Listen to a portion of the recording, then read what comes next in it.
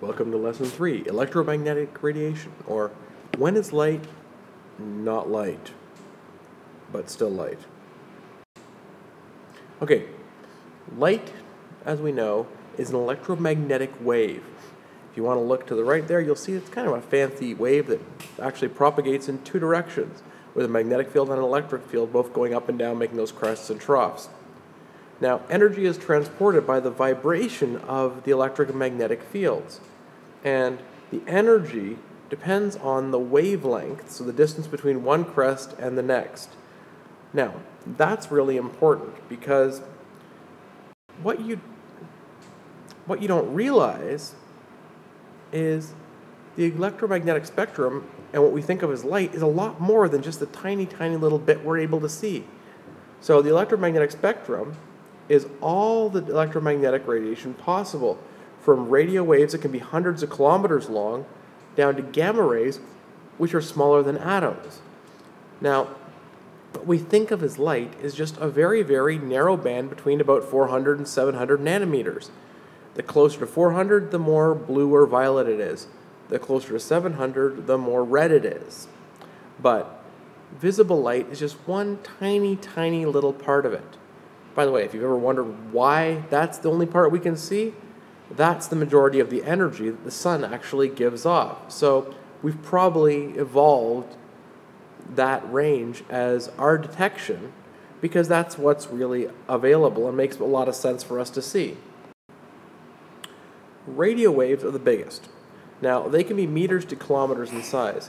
Now, you think of radio not as light, but in terms of radio, but it's also used for all sorts of communication. Your cell phone, your TV, anything that sends a wave basically is a radio wave. Now, the reason we love using them for this is they're low energy, so they're not going to cook you, and they can pass through walls and floors and hills.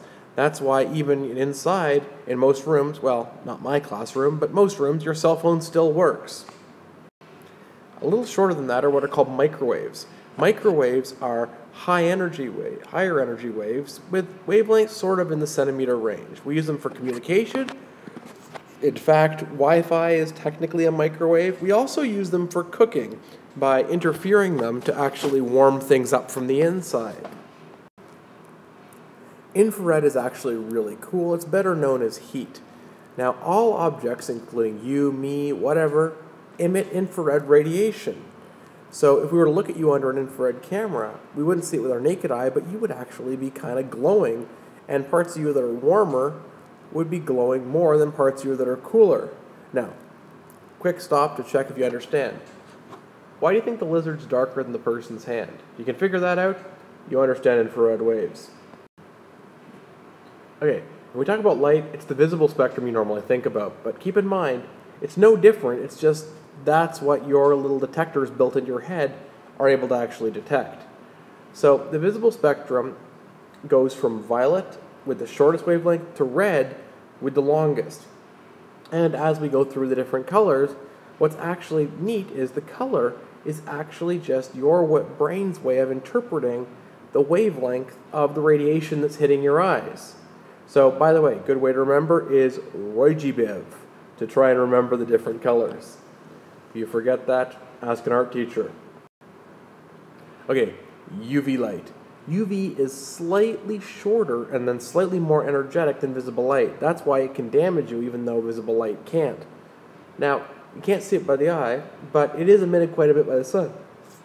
The good thing is, most of it is blocked by the ozone layer in the atmosphere. Unfortunately, there is an ozone hole, so now you get sunburn. By the way, if you're wondering what the difference between UVA and UVB is on your sunscreen, it's that UVB is slightly longer wavelength than UVA. In fact, there's a UVC as well, but it can't do any damage to you, so we usually just ignore it. By the way, as someone who studied high energy physics, I don't go out in the summer without sunscreen because you need the sunscreen to block it.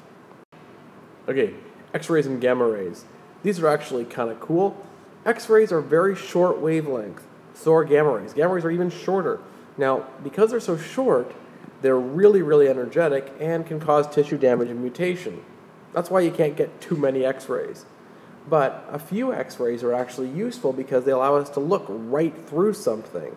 Because they're so energetic, they go right through and only get absorbed by bone. Now, gamma rays are even shorter and much more damaging, but they can still be stopped by a few centimeters of lead. But you don't really want much more exposure to them than that. All right, that is the spectrum from radio waves all the way to gamma rays. Thanks very much for participating. Bye.